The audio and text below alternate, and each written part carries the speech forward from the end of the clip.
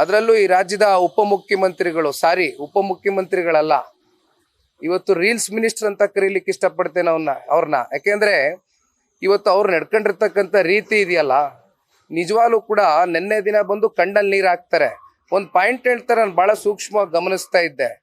ಎಲ್ಲ ಫೋನ್ಗಳೆಲ್ಲ ಬ್ಲಾಕ್ ಆಗಿಬಿಟ್ಟಿತ್ತು, ನಮಗೆ ಸಿಗ್ನಲ್ ಬರ್ತಾ ಇರಲಿಲ್ಲ, ನನಗೆ ವಿಷಯ ತಿಳಿಲಿಲ್ಲ, ಆದರೆ ನಾನು ಮಾಧ್ಯಮದ ಮೂಲಕ ವಿಷಯ ತಿಳ್ಕೊಂಡೆ ಅಂತ ಹೇಳಿದ್ರು. ಮಾಧ್ಯಮದ ಸ್ನೇಹಿತರು ನೀವು ಹೇಳಬೇಕು, ಮಾಧ್ಯಮದ ಮೂಲಕ ಒಬ್ರು DCM ವಿಷಯ ತಿಳ್ಕೊತಾರೆ ಅಂದರೆ ಒಂದು ಅಥವಾ ನೀವು ಸೋಷಿಯಲ್ ಮೀಡಿಯಾ ನೋಡಬೇಕು, ಇಲ್ಲ ಅಂತ ಹೇಳಿದ್ರೆ ಫೋನ್ ಥ್ರೂ ಇಂದ ಯಾರಾದರೂ ಮಾತಾಡಬೇಕು. ಈ ಫೋನ್ ಸಿಗ್ನಲ್ಸ್ ಎಲ್ಲ ಕಟ್ ಆಗಿದೆ, ಜಾಮರ್ ಹಾಕಿದ್ರು, ನನಗೆ ಸಿಗ್ನಲ್ ಬಂದಿಲ್ಲ ಅಂತಕ್ಕಂಥದ್ದು ಒಂದು ಕಡೆ ಹೇಳ್ತಾರೆ. ಟೆಕ್ನಿಕಲಿ ಅವರೇ ಉತ್ತರ ಕೊಡಬೇಕು ಇದಕ್ಕೆ, ನನಗೆ ವಿಷಯನೇ ಗೊತ್ತಿಲ್ಲ ಅಂತಾರೆ.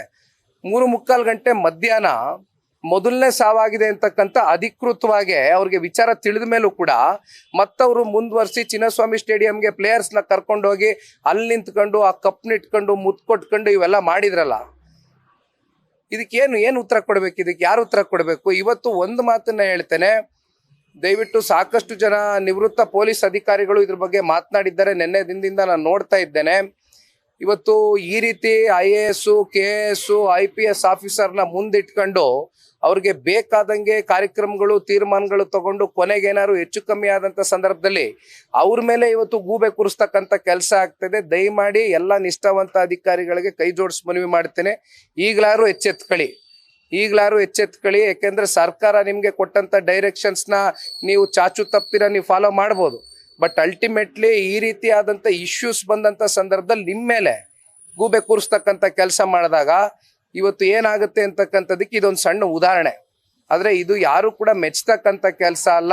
ಇಲ್ಲಿ ಪೊಲೀಸರು ಇಲ್ಲಿವರೆಗೂ ಕೂಡ IPLನ ಇಷ್ಟು ಟೂರ್ನಮೆಂಟ್ಗಳು ನಡೆದಿದೆ, ಇಷ್ಟು ಮ್ಯಾಚ್ಗಳು ನಡೆದಿದೆ, ಸತತವಾಗಿ 18 ವರ್ಷದಿಂದ IPL ನಡ್ಕೊಂಡು ಬಂದಿದೆ.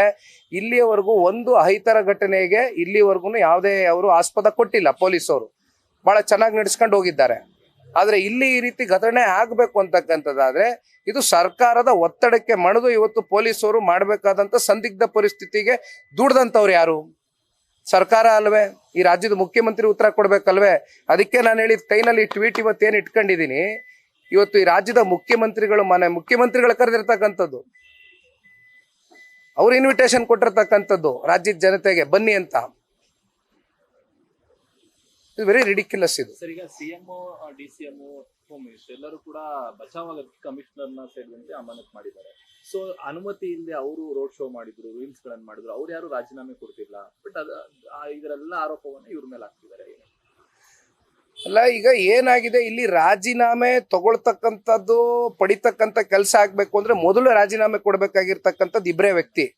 ಈ ರಾಜ್ಯದ ಮುಖ್ಯಮಂತ್ರಿಗೆ ಪಕ್ಕದಲ್ಲಿ ಅಕ್ಕಪಕ್ಕ ಕೂತಿದ್ರಲ್ಲ ನಿನ್ನೆ, ಒಂದ್ ಕಡೆ ಗೃಹ ಸಚಿವರಿಗೆ ದಯಮಾಡಿ ಬೇರೆ ಇನ್ಯಾವ್ದಾದ್ರು ಒಂದು ಇಲಾಖೆಯ ಒಂದು ಜವಾಬ್ದಾರಿ ಕೊಡ್ತಕ್ಕಂಥದ್ದು ಸೂಕ್ತ ಅಂತಕ್ಕಂಥದ್ದು ನನ್ನ ಭಾವನೆ ಅಲ್ಲ, ರಾಜ್ಯದ ಜನತೆಯು ಭಾವನೆ ಹೌದು. ಕಳೆದ 2 ವರ್ಷದಿಂದ ನಿರಂತರವಾಗಿ ಇವತ್ತು ಲಾ ಆ್ಯಂಡ್ ಆರ್ಡರ್ ಎಲ್ಲಿಗೆ ಬಂದು ನಿಂತಿದೆ ಅಂತಕ್ಕಂಥದ್ದನ್ನ ಅನೇಕ ಪ್ರಕರಣಗಳು ನೋಡಿದ್ದೀವಿ. ಹಾಗಾಗಿ ಒಂದ್ ಕಡೆ ಗೃಹ ಸಚಿವರು ನೇರವಾಗಿ ಹೊಣೆಗಾರಿಕೆಯನ್ನು ವಹಿಸ್ಕೋಬೇಕಾಗ್ತದೆ. ಅದ್ರ ಜೊತೆಯಲ್ಲಿ ಇವತ್ತು ರಾಜ್ಯದ ಮುಖ್ಯಮಂತ್ರಿನೂ ಮೀರಿ ಇವತ್ತು ಒಂದ್ ಹೆಜ್ಜೆ ಮುಂದೋಗಿ ಈ ರಾಜ್ಯದ ರೀಲ್ಸ್ ಮಿನಿಸ್ಟರ್ ಏನಿದ್ದಾರೆ, ಏನೋ ದೊಡ್ಡ ಮಟ್ಟದಲ್ಲಿ ಪ್ರಚಾರ ಗಿಟ್ಟಿಸ್ಕೊಳ್ಳೋಕ್ಕೋಸ್ಕರ, ಕ್ರೆಡಿಟ್ ಗೇಮ್ಗೋಸ್ಕರ ಇವತ್ತು ಇಷ್ಟೆಲ್ಲ ಈ ಅವಾಂತರಕ್ಕೆ ಕಾರಣಕರ್ತರಾದಂಥ ಈ ರಾಜ್ಯದ ರೀಲ್ಸ್ ಮಿನಿಸ್ಟ್ರು ಮೊದಲು ಅವರು ಇವತ್ತು ಅವ್ರನ್ನ ಅಮಾನತುಗೊಳಿಸಬೇಕಾಗಿದೆ ಸರ್ಕಾರ, ಅವ್ರನ್ನ ಸಸ್ಪೆನ್ಷನ್ ಅಲ್ಲಿ ಇಡಬೇಕಾಗಿದೆ. ಕನ್ನಡಿಗರ ಮೆಚ್ಚಿನ ನಿಮ್ಮ ನ್ಯೂಸ್ 18 ಕನ್ನಡ ಈಗ ವಾಟ್ಸ್ಆಪ್ನಲ್ಲಿಯೂ ಲಭ್ಯ. ಕರ್ನಾಟಕ ಮತ್ತು ದೇಶ ವಿದೇಶದ 360 ಡಿಗ್ರಿ ಸುದ್ದಿ ವಿವರವನ್ನ ನೀವು ನಿಮ್ಮ ಕೈ ಬೆರಳುಗಳಲ್ಲಿಯೇ ಪಡೆಯೋದಿಕ್ಕೆ ಈ QR ಕೋಡ್ ಅನ್ನು ಸ್ಕ್ಯಾನ್ ಮಾಡಿ. ನಮ್ಮ ಚಾನೆಲ್ ಅನ್ನು ಫಾಲೋ ಮಾಡಿ, ನೋಟಿಫಿಕೇಶನ್ ಆನ್ ಮಾಡಿ.